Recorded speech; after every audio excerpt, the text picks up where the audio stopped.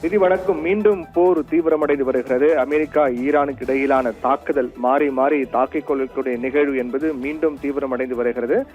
நேற்றைய தினம் நேட்டோ உச்சி மாநாட்டில் பங்கேற்க துருக்கி நாட்டிற்கு சென்ற அமெரிக்க அதிபர் ட்ரம்ப் அங்கு மிக முக்கியமான ஒரு தகவலை அவர் வெளியிட்டார். ஈரானுடனான போர் நிறுத்தம் முடிந்து விட்டதாக, அமைதிக்கான 14 அம்ச ஒப்பந்தம் வீணானதாக தெரிவித்திருக்கிறார். அதோடு அதற்கு அமெரிக்க அதிபர் ட்ரம்ப் இதை பற்றி பேசும்போது, என்னை பொறுத்தவரை ஈரானுடன் சண்டை நிறுத்தம் முடிந்து விட்டதாக நினைக்கின்றேன். ஈரான் தலைவர்கள் தொடர்ந்து போர் நிறுத்த விதிமுறைகளை மீறி வருகிறார்கள். ஈரான் மீது தாக்குதல் தீவிரமடையும் என்று தெரிவித்திருந்தார். அப்போது அவர் தெரிவித்த அடுத்த மணி நேரத்தில் தாக்குதல் என்பது தொடங்கியது. இந்த நிலையில்தான் தற்போது வரையில் இந்த சமீபத்தில் 2 நாட்கள் தாக்குதல் மட்டுமே 14 பேர் ஒட்டுமொத்தமாக பலியாக இருப்பதாக, இன்னும் 40க்கும் மேற்பட்டவர்கள் படுகாயமடைந்து மருத்துவமனையில் அனுமதிக்கப்பட்டிருப்பதாக ஈரான் தெரிவித்திருக்கிறது. குறிப்பாக ஈரானுடைய உச்ச தலைவர் அயதுல்லா அலி கமேனியின் இறுதி நல்லடக்கம் இன்று நடைபெற இருக்கின்றது. அதற்கு மத்தியில் இந்த தாக்குதல் நடைபெற்று வருவதும் மிகப்பெரிய ஒரு பதற்றத்தை உண்டாக்கி இருக்கிறது. குறிப்பாக அதே போன்று ஈரானும் பதிலடி கொடுத்து வருகிறார்கள். பஹ்ரைன், குவைத் மற்றும் கத்தார் மீது ஆளில்லா விமான தாக்குதல்கள் நடத்தியதாக ஈரான் தெரிவித்திருக்கிறது. வளைகுடாவில் இருக்கக்கூடிய அமெரிக்க தளங்கள் மற்றும் ராணுவ நிலைகளை குறிவைத்து ஆளில்லா விமான தாக்குதல்களை ஈரான் நடத்தி வருகிறது. ஈரான் ராணுவம் இதையே அதிகாரப்பூர்வமாக அவர்களே தெரிவித்திருக்கிறார்கள். இந்த தாக்குதல் குவைத்தில் இருக்கக்கூடிய பேரியாட் ஏவுகணை அமைப்பு, கத்தாரில் இருக்கக்கூடிய முன்னறிவிப்பு செயற்கைக்கோள் ஆண்டனா தளம் மற்றும் பஹ்ரைனில் இருக்கக்கூடிய அமெரிக்க ராணுவத்திற்கு சொந்தமான எரிபொருள் டேங்குகள் உள்ளிட்டவற்றை குறிவைத்து ஈரான் மிக கடுமையான தாக்குதலை நடத்தியிருக்கிறார்கள். இந்த தாக்குதலில் பல்வேறு வகையான ஏராளமான ஆளில்லா விமானங்கள் பயன்படுத்தப்பட்டதாக ஈரான் ராணுவம் தெரிவித்திருக்கிறார்கள். ஆனால் அதே சமயத்தில் ஈரானிய தாக்குதல்களை முறியடித்ததாக பஹ்ரைன் ராணுவம் தெரிவித்திருக்கிறது. இப்படியாக தாக்குதல், அதை முறியடிப்பு, பதிலடி என தீவிரமடைய தொடங்கியிருக்கிறது. இந்த 2 நாட்கள் மட்டுமே நேற்று இரவு நள்ளிரவு என தொடர்ந்து தாக்குதல் நடத்தப்பட்டு வருகின்ற நிலையில் இந்த 2 நாட்களில் மட்டுமே தற்போது வரை 14 பேர் கொல்லப்பட்டதாக ஈரான் தெரிவித்திருக்கிறார்கள். நாட்டை சேர்ந்த 14 பேர் கொல்லப்பட்டிருக்கிறார்கள் என்று ஈரான் தெரிவித்திருக்கிறது. அமெரிக்க படைகள் ஈரான் மீது நடத்திய தாக்குதலில் கிட்டத்தட்ட 5 மாகாணங்கள் மீது அமெரிக்க படைகள் மிக தீவிரமான தாக்குதல் நடத்தியிருக்கிறார்கள். அதில் 14 பேர் தற்போது வரை கொல்லப்பட்டிருப்பதாகவும் 78 பேர் காயமடைந்திருப்பதாகவும் ஈரானுடைய சுகாதார அமைச்சகம் அதிகாரப்பூர்வமாக தெரிவித்திருக்கிறார்கள். பலியானோர் எண்ணிக்கை இன்னும் அதிகரிக்க வாய்ப்பு இருப்பதாக கூட அஞ்சப்படுகிறது. அந்த அளவுக்கு தாக்குதல்.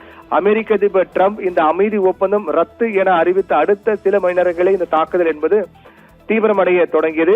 அதிலும் குறிப்பாக அமெரிக்காவுடைய தாக்குதலில் ரயில் பாதையின் ஒரு பகுதி, ஈரானில் இருக்கக்கூடிய ரயில் பாதையின் ஒரு பகுதி தகர்க்கப்பட்டிருக்கிறது. அதிலும் குறிப்பாக தெஹ்ரான் மஸ்கத் ரயில் பாதையில் பயணிகள் ரயில் சேவைகள் இடைநிறுத்தப்பட்டு அங்கிருக்கக்கூடிய பயணிகள் அனைவரும் பாதுகாப்பாக சாலை மார்க்கமாக அழைத்து செல்லப்பட்டிருக்கிறார்கள். அந்த தண்டவாளங்களை சீரமைக்கக்கூடிய பணியும் மிக தீவிரமாக தற்போது நடைபெற்று வருகிறது. அமெரிக்காவுடைய மிக பெரிய அளவிலான தாக்குதலாக இது பார்க்கப்படுகிறது.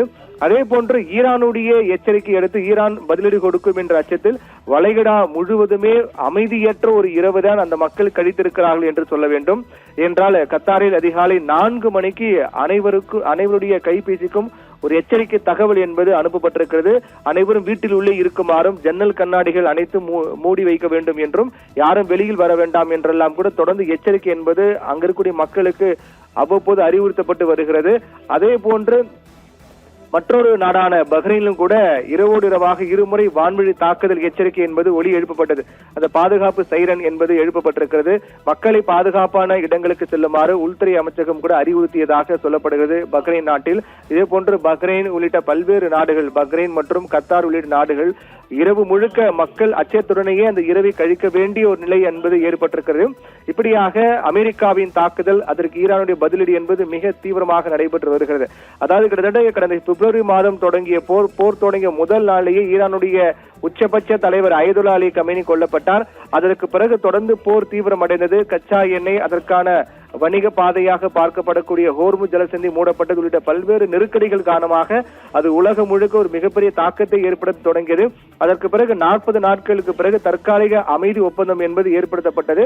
இந்த நிலையில் தான் தற்போது அமைதி ஒப்பந்தத்துக்காக அமைதி மேற்கொள்ள வேண்டும் என்று கத்தார் உள்ளிட்ட பாகிஸ்தான் உள்ளிட்ட நாடுகள் முயற்சியால் அது தீவிரமடைந்து வருகிற நிலையில்தான் திடீரென்று அமைதி ஒப்பந்தம் நடைமுறை இருந்தாலும் கூட ஹோர்முஸ் ஜலசந்தியினுடைய அந்த பாதை என்பது ஈரான் ஒரு குறிப்பிட்ட பாதை மட்டும்தான் அனுமதி கொடுத்திருக்கிறார்கள். அது அமெரிக்கா முரண்பட்டு இருக்கின்றது. அந்த குறிப்பிட்ட பாதையை தாண்டி சென்ற 3 எண்ணெய் கப்பல் மீது ஈரான் தாக்குதல் நடத்தியிருக்கிறது. அதுதான் தற்போது மீண்டும் அந்த அமைதி ஒப்பந்தம் ரத்தானதுக்கு மிக முக்கியமான காரணமாகும், மீண்டும் போர் ஏற்படுவதற்கு காரணமாகவும் பார்க்கப்படுகிறது. அதையொட்டி அமெரிக்கா ஈரானுடைய பல்வேறு நிலைகளை குறிவைத்து தாக்குதல் நடத்தியது. அதற்கு ஈரானுடைய பதிலடி தாக்குதல் என தீவிரமடைய தொடங்கியது. இந்த நிலையில் தான் அமெரிக்க அதிபர் அமைதி ஒப்பந்தம் ரத்து என அதிகாரப்பூர்வமாக அறிவித்தார். அதற்கு பிறகு 2 நாட்களாக நிலைமை மிக மோசமடைந்து மிக தீவிரமடைந்து வருவதை பார்க்கின்றோம். அதனுடைய தொடர்ச்சியாக தான் ஈரானின் தற்போது வரையில் அமெரிக்காவின் தாக்குதலில் 14 பேர் பலியாக இருப்பதாகவும் இன்னும் பலர் மருத்துவமனையில் அனுமதிக்கப்பட்டு சிகிச்சை பெற்று வருவதாகவும் தெரிவிக்கப்பட்டிருக்கிறது. இன்னும் அமெரிக்காவின் தாக்குதல் தீவிரமடையும் என்றும் அதை ஈரானுடைய பதிலடி தாக்குதல் அமெரிக்காவுடைய ராணுவ நிலைகளை குறிவைத்து ஈரான் மேற்கொண்டு வரக்கூடிய தாக்குதலும் தீவிரமடையும் என்றும் எதிர்பார்க்கப்படுவதால் உலக அளவில் மீண்டும் போர் பதற்றம் உச்சகட்டத்தை எட்டியிருக்கின்றது. ரிதி.